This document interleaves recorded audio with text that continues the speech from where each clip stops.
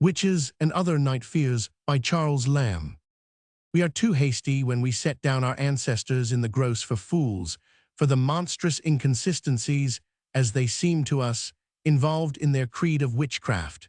In the relations of this visible world, we find them to have been as rational and shrewd to detect an historic anomaly as ourselves. But when once the invisible world was supposed to be opened, and the lawless agency of bad spirits assumed, what measures of probability, of decency, of fitness, or proportion, of that which distinguishes the likely from the palpable absurd, could they have to guide them in the rejection or admission of any particular testimony? That maidens pined away, wasting inwardly as their waxen images consumed before a fire, that corn was lodged, and cattle lamed, that whirlwinds upter in diabolic revelry the oaks of the forest, or that spits and kettles only danced a fearful innocent vagary about some rustic's kitchen when no wind was stirring, were all equally probable where no law of agency was understood. That the prince of the powers of darkness, passing by the flower and pomp of the earth, should lay preposterous siege to the weak fantasy of indigent eld,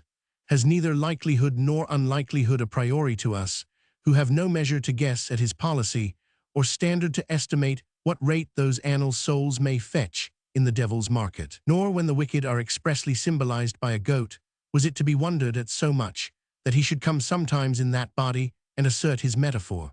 That the intercourse was opened at all between both worlds was perhaps the mistake, but that once assumed, I see no reason for disbelieving one attested story of this nature more than another on the score of absurdity. There is no law to judge of the lawless, or canon by which a dream may be criticized. I have sometimes thought that I could not have existed in the days of received witchcraft, that I could not have slept in a village where one of those reputed hags dwelt.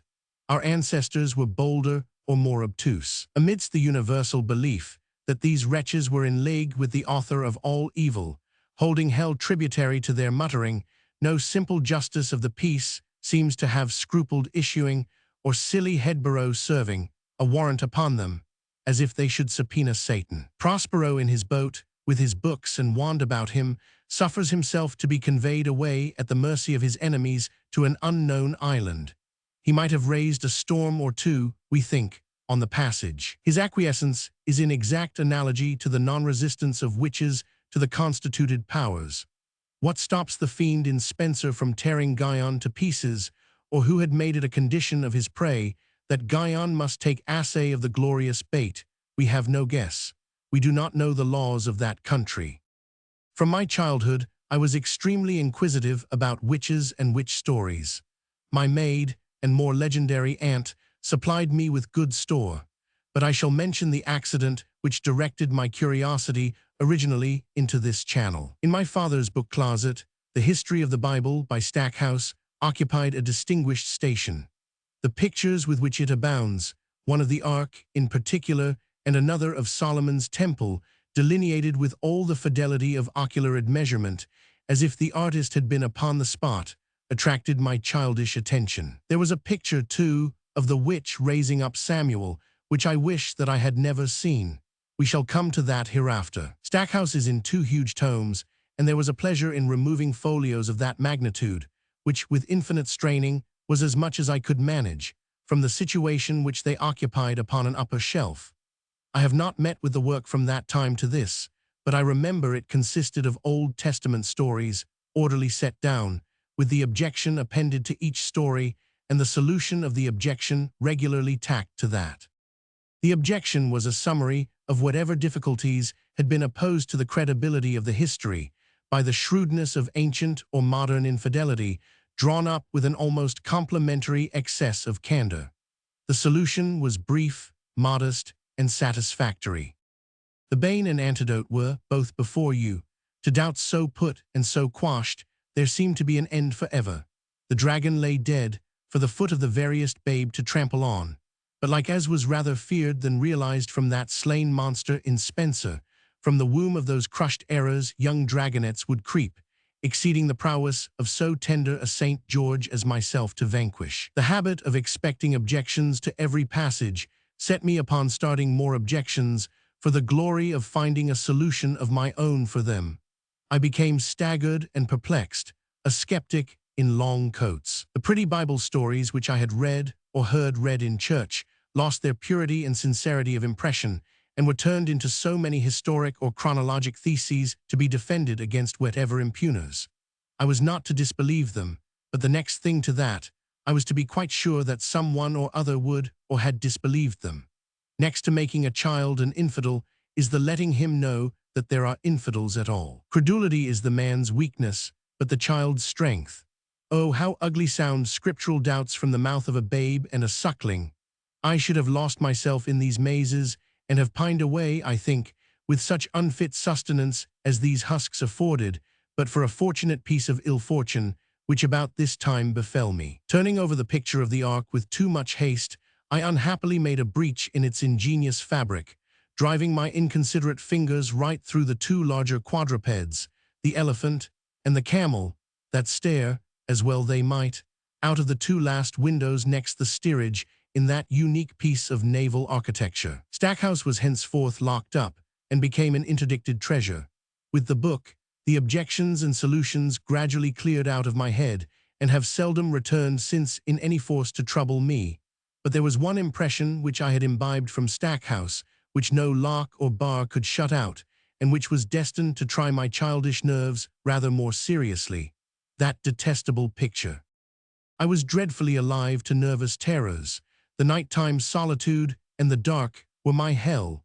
The sufferings I endured in this nature would justify the expression. I never laid my head on my pillow, I suppose, from the 4th to the 7th or 8th year of my life, so far as memory serves in things so long ago, without an assurance, which realized its own prophecy of seeing some frightful spectre. Be old Stackhouse then acquitted in part, if I say, that to his picture of the witch raising up Samuel, oh, that old man covered with a mantle, I owe not my midnight terrors, the hell of my infancy, but the shape and manner of their visitation.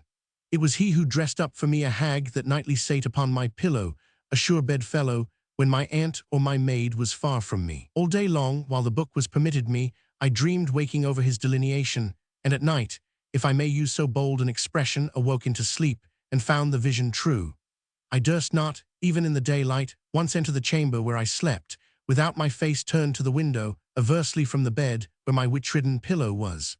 Parents do not know what they do when they leave tender babes alone to go to sleep in the dark. The feeling about for a friendly arm, the hoping for a familiar voice, when they wake screaming and find none to soothe them, what a terrible shaking it is to their poor nerves. The keeping them up till midnight, through candlelight, and the unwholesome hours, as they are called, would, I am satisfied in a medical point of view, prove the better caution.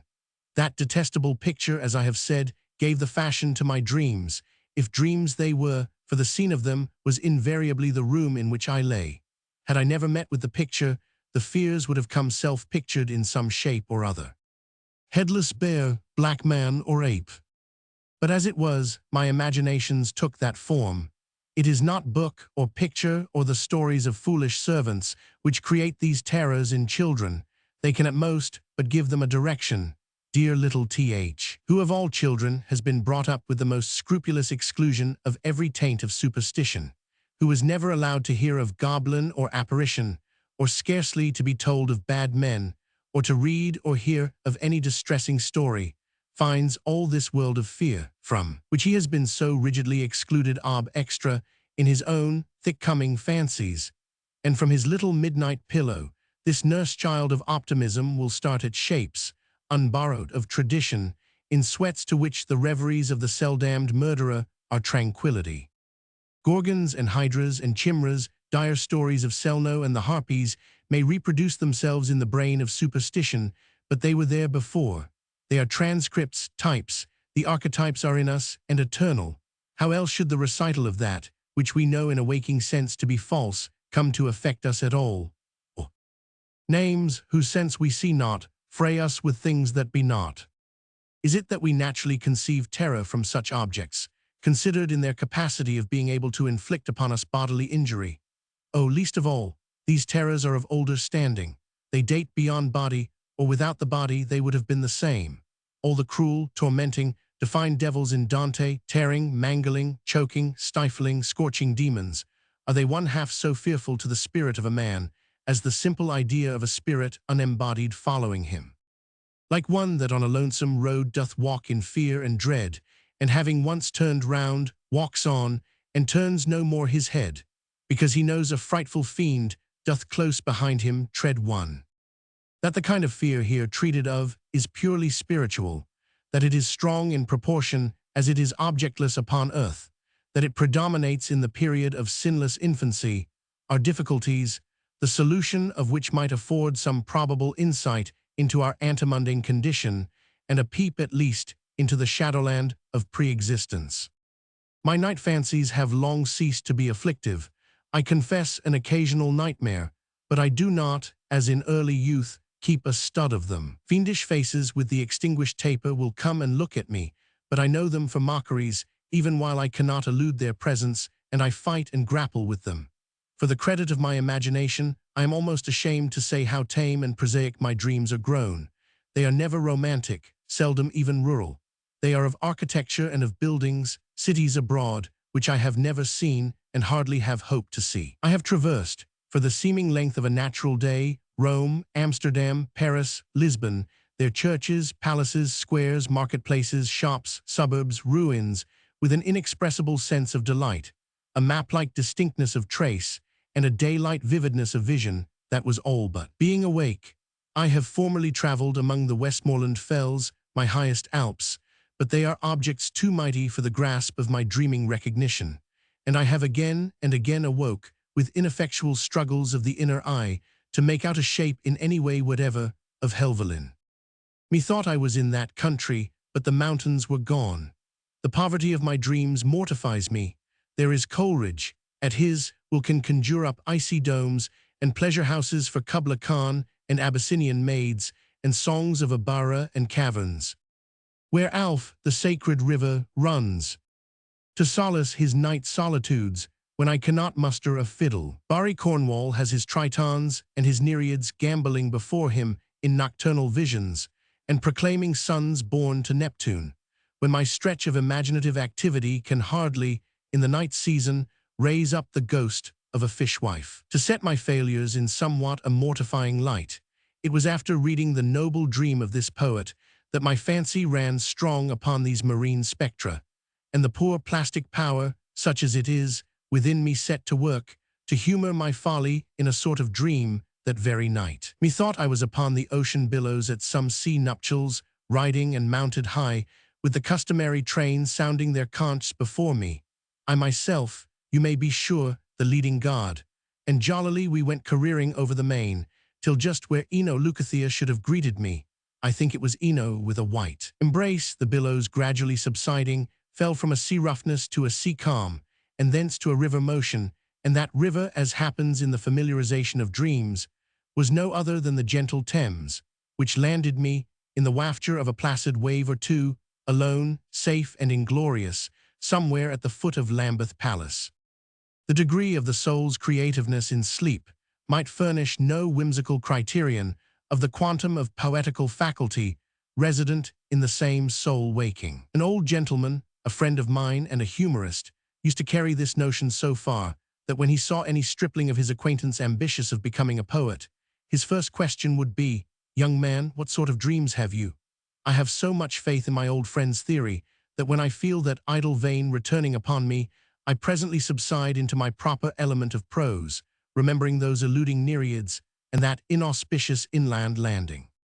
Footnote 1. Mr. Coleridge's Ancient Mariner.